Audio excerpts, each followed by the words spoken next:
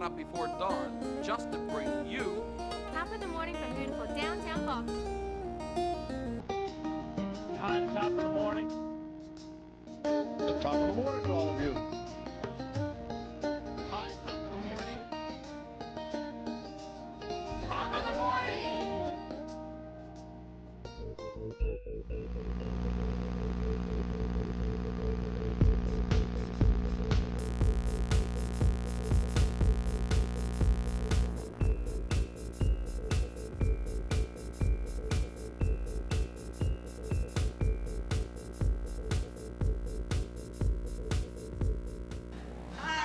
the morning.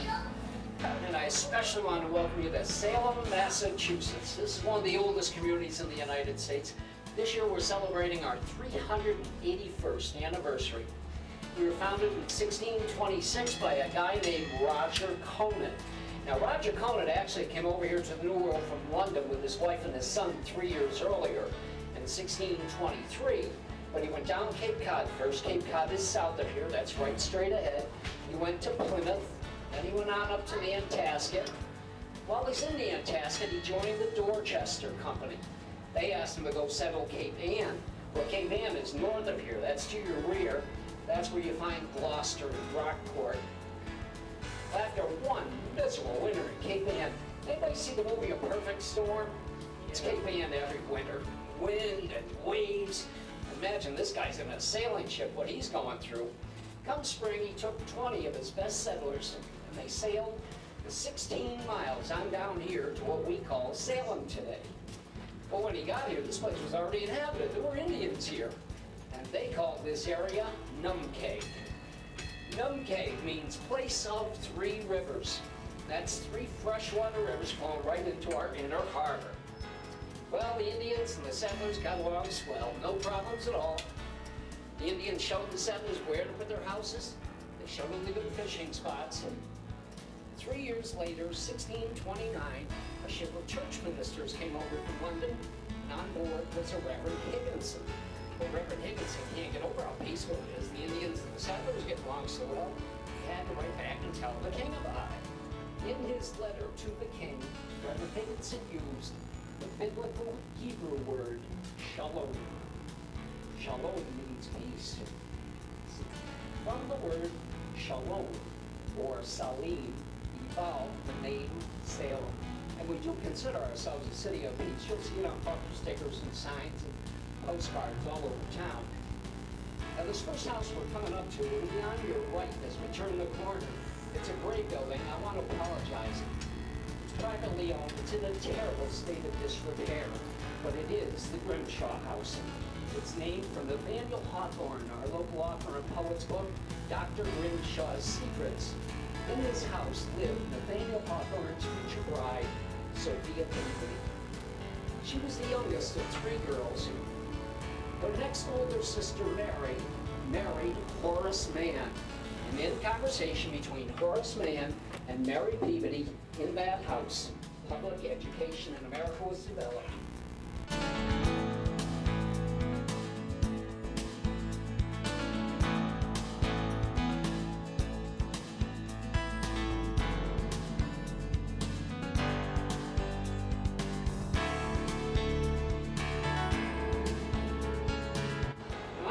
This is the oldest cemetery in town, and there is buried Reverend Higginson, the guy who inadvertently named Salem, and Justice John Hathorne, the hanging judge of 1691 and 92. 98% of the people brought before John Hathorne, he only gave one sentence: hang 'em. In here is also buried a Captain Richard Moore. Now the reason we make such a big deal about Richard Moore's grave is it has a gravestone. When we buried him, he was a sea captain, but when he came over on the Mayflower, he was only 11 years old. Richard Moore is the only Mayflower passenger whose grave is marked that we know of. On your left, the white building is the 200-year-old Yin Yu Tang House. This is a Chinese merchant's house we brought over from a small village southwest of Shanghai 4 years ago. 20 rooms, 16 bedrooms, it's all a part of the Peabody Essex Museum experience. And on your right, the Great Green Building is the second oldest documented house in Salem. We have documents showing the Hickman House was sold in 1660.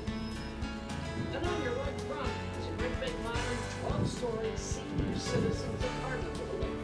We have a lot of these buildings here in Salem. I'm very proud to tell you, Salem is number 2 in the whole United States of America per capita for senior citizens, only outdone by St. Petersburg, Florida. Now coming up straight ahead of us, on our left as we turn the corner, is the Church of the Immaculate Conception. This is the oldest Catholic parish in the Archdiocese of Boston, who was founded in 1790 by a Reverend Thayer. Reverend Thayer had a famous brother also. He founded West Point. The brick building on your right is a memorial to Lydia Pinkman. What a gal she was, late 1800s, late 1800s. She was an entrepreneur. She realized that women had different ailments and that hot flashes, for example. So she adopted this little pink pill for pale people. Well, she also had an elixir. She guaranteed a baby in every bottle. As it turns out, poor guys were drinking the elixir than the gals were. 18% alcohol, a little bit of opium and some herbs thrown in for flavor. Guarantee or not, we have no record in Salem of any guy becoming pregnant drinking Lydia Pinkham's elixir.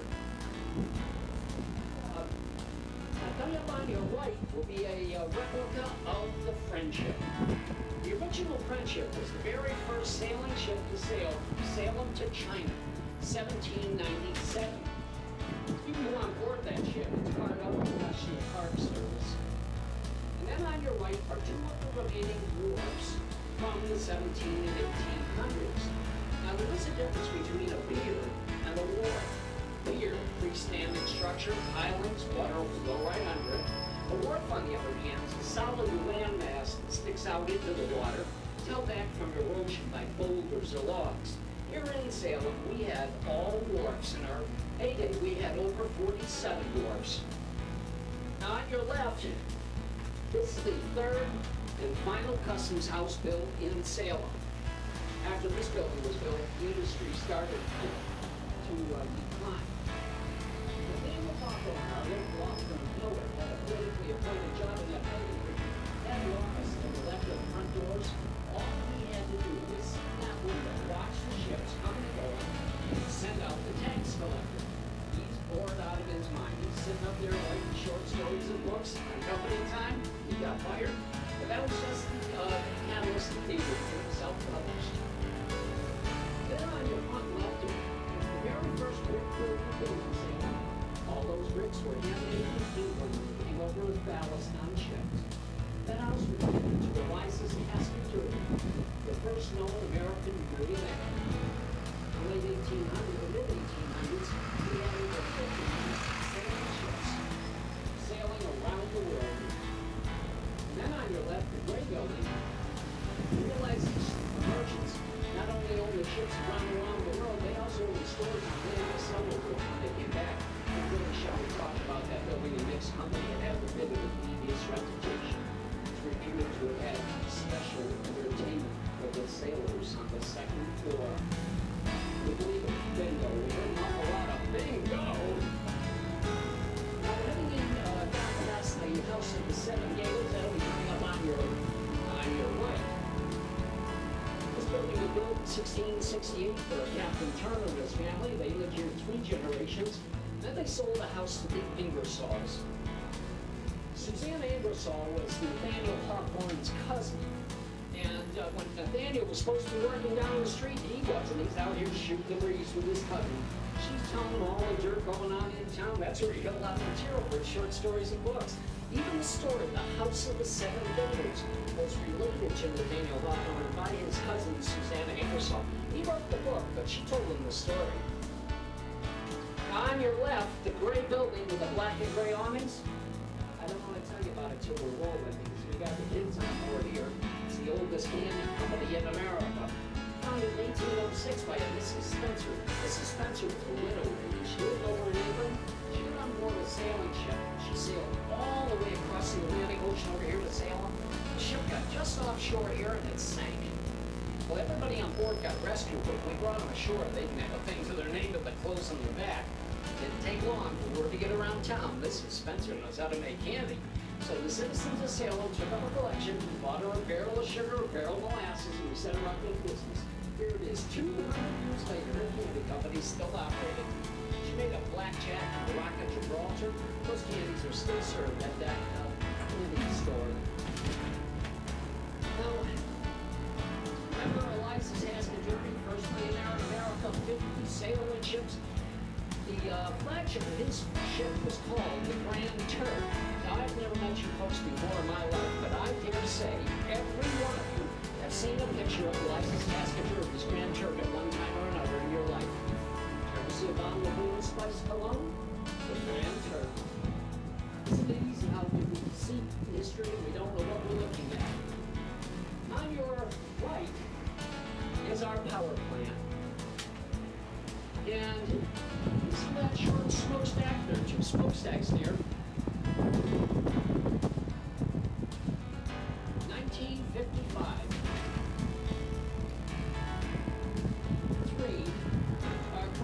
4 UFOs were photographed flying over that short smokestack. I'm not kidding. It was actually photographed by the United States Coast Guard.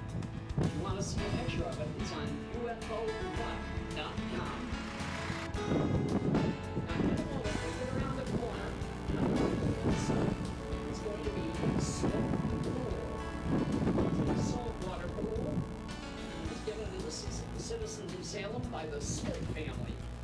We used to swim and canoe out here. It was given for recreational purposes. When World War II, the Coast Guard took over Winter Island. They didn't like the love being quite this close to their installation. So Smith Pool was put off once for a couple of years. Today it's used by Salem State College for oceanographic studies. It's also a summer bird sanctuary. It's fun to count the different varieties of birds that come out here every summer. Now, coming up on our left, way beyond the tree line, you'll see a grand old mansion over there from 1855. It was Caroline Plummer's house. She used to take in orphan boys. That's what it's used for, even to today. It houses between 15 and 18 orphan and troubled boys. They go to our local public school system. They can stay at that house until they're 18 years of age.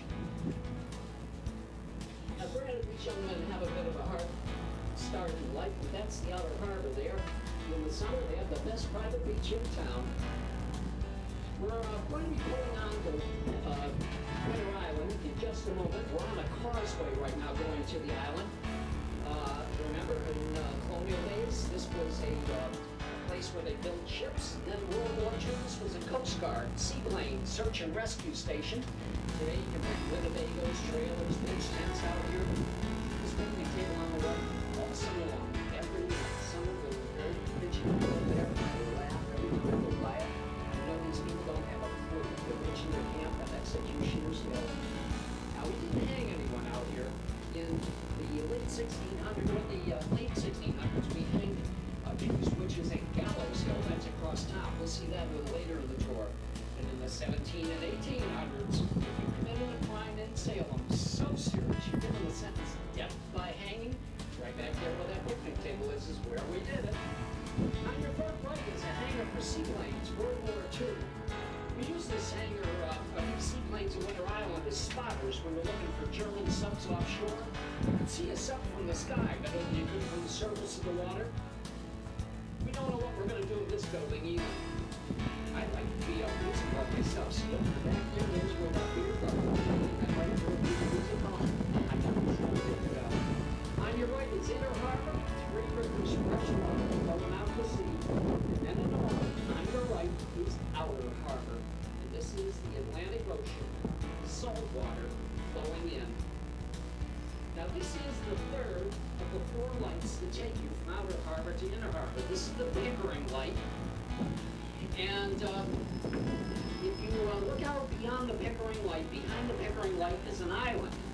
On the left shore of Baker's Island is another light. Can you see it out there? Now the lights get bigger as they go out to sea. That light of Baker's Island is actually 2 feet taller than this light side is right here. That island is 3 miles offshore. On your right-hand shore is the community of Marblehead. In today's time, communities of Marblehead, Swampscott, Salem, Danvers, Beverly, Hamilton, and just by the same Townsville and Littleton. In colonial days, all Salem town, it was a massive area. Marblehead, once they fed up that Jordan Bay, like split off the South Texas community. It took 12 years. That went around in 1626. They're out of here by 16. Chetwood loved Marblehead. One of the guys that rode the boat, George Washington, when he crossed the Delaware in December of 1776. Now on our front right, you see this foundation behind the brush there. That's what's left of Fort William, 1642. Remember, we're a British colony. Fort William was named for King William. And it was named Fort Anne for Queen Anne. Then we had the Revolution, we named it for one of our guys. So we named it for local name, Colonel Timothy Pickering. And it names Fort Pickering even to today. Colonel Pickering was a good buddy of George Washington. In fact, he served on his first cabinet. This little patch of grass in here right here, all summer long, every day of the week for the last 3 years, kids come out here voluntarily and study Shakespeare. Down here, right here, this path goes down to a beautiful white sandy beach. Our sailors said when they came back from the South Seas, that beach reminded them of another beach they'd been to, so they named that beach after the other beach, Waikiki. Now, coming up on our right, just a moment, will be another path. During World War II, we had guns out here. We thought the German subs were getting this close to our shores, and they were. And so this path on your right, old ammo dumps left from World War II. Today, the Cub Scouts might be camping there. Other young men don't have a clue what that was all about. Now let's talk about these witches. You know, people come to Salem because of the witches. We have 381 years of history here in Salem. Which hysteria only took 9 months of that. You're aware of that to start with, right? It started in 1691 when the Reverend Paris came to town with his wife. His daughter Betty, she was about 9 years old. His niece Abigail, she's about 11. And 2 slaves. Tituba, she was from Barbados. She practiced voodoo as a religion. And her husband, John Indian, he's a Native American. Well, of all things, they put the witch in charge of babysitting the girls. To entertain the girls, she taught them to chant, dance around fires, break raw eggs in teacups, swirl it around. That's what the husbands do at play when you get married. Well, imagine what this is doing these little girls' emotions. They're being raised Puritan, a very strict ethic. And on the other hand, messing around with witchcraft. In today's vernacular, one might say little Betty had a nervous breakdown. She's jumping up and down on the table. She's down on all fours, barking like a dog. So her father took her to local Dr. Briggs to find out what's wrong. After a thorough physical exam, he found nothing physically wrong with her. She must be possessed. Well, they asked her who did this to her. She didn't know. She's a little 9-year-old kid. She named 2 women that she probably had only heard their names. Sarah Good, Sarah Osborne, not those taco gals in town. And of course, she named Tituba. Well, ironically, if you admitted to being a witch, of course, Tituba did, it's a religion. We did not hang you. We did not hang witches in Salem. All you had to do was say, I'm a witch, wouldn't hang you. But if you were accused of being a witch and you denied it, you had to prove you weren't a witch, and if you couldn't prove you weren't a witch, we hanged you. You follow that one?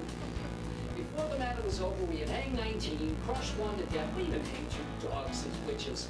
The matter only ended when Governor Phipps's wife was accused. He wasn't about to have his lovely wife go to the gallows. Now, we're in Salem Willows right now. This, in the Victorian period, on your left, many of these houses were summer cottages. Today, they've all winterized and live out here year-round now. This is the neighborhood of Salem. On your right is Juniper Cove. This is a typical New England cove. We have 9 local markets here in Salem. And the tide was all the way in on time. There's no beach here in Juniper Cove. Even that grassy area to your right, that's marsh. Right up on that sea wall. Low tide, you see that sea wall across the mouth of the cove? 5-foot high seawall, low tide, this cove is totally void of water all the way beyond that seawall out there. It takes about 6 hours, 25 minutes for the tide to roll in, and 6 hours, 25 minutes to roll back out again. Now, Salem Willows, where we are right now, is named for the 200 willow trees that England gave us in 1880. Regretfully, none of those trees have survived. We're on a peninsula right now. We're surrounded on 3 sides by water. In the winter, the wind blows across this area, a hurricane force. As you know, willow trees don't have a strong root system where they go. The willow trees will see shortly are all relatively new plants.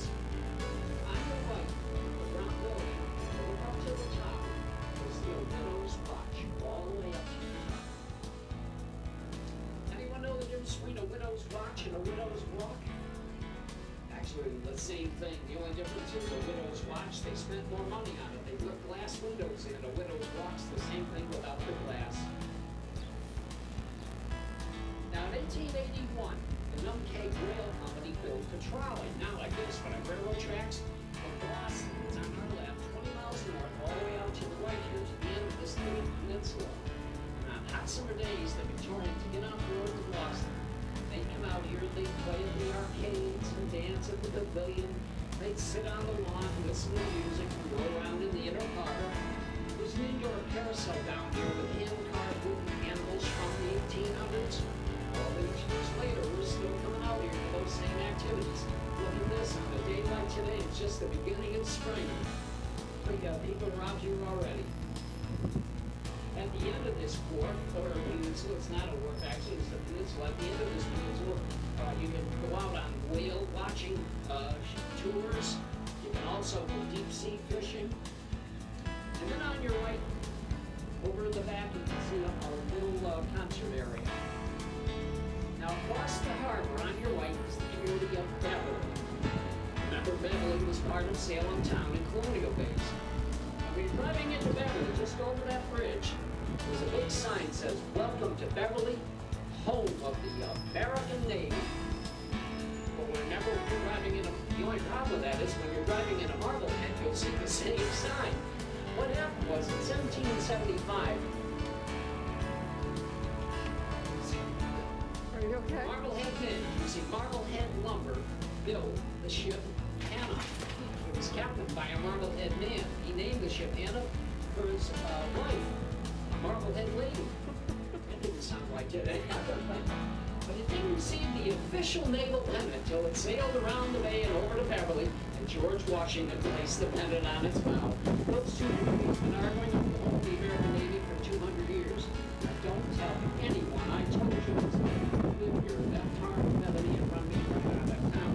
Actually, 6 months before George Washington placed the pennant on the bow of the Hannah in Beverly, a high government official had already placed the pennant on the bow of another ship in Whitehall, New York, home of the American Navy.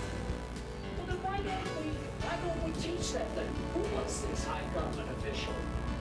Benedict Arnold. It just sounds so much better. George Washington commissioned our Navy. The beach on your right is called Dead Horse Beach. Not much of a story. Horse fell off a ship out there in the harbor, washed ashore. Dead horse. Now, we're on Colonial Drive, Memorial Drive right now. Memorial Drive is named in honor of the veterans of World War I and World War II.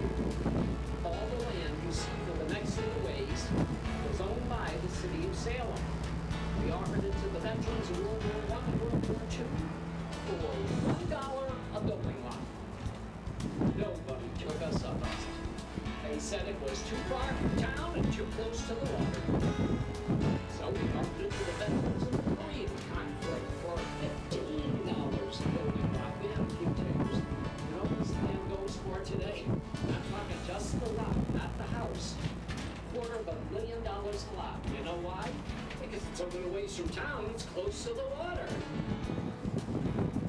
In a moment, coming up on your right, there's going to be a condominium complex. This condominium complex is built on top of a 100-million-year-old sealed-off volcano. You know, Cleveland is all volcanoes all the way up to Maine, you know, from New York all the way up to Maine. And this is a sealed-off volcano. he came across piles of human bones. So he took the bones. This only happened recently. I remember when this happened. So he took the bones down to the mayor. He says, "What do you want me to do with them?" The mayor said, "Put them down." Obviously, he dug up an unmarked cemetery. And then he put the bones back and built pyramids right over the top.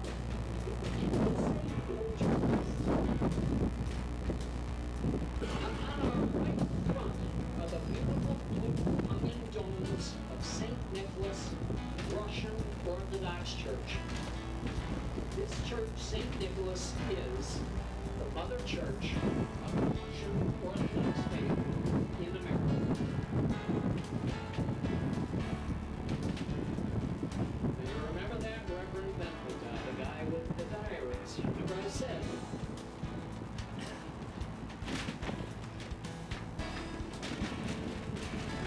And he wasn't the nicest guy in town.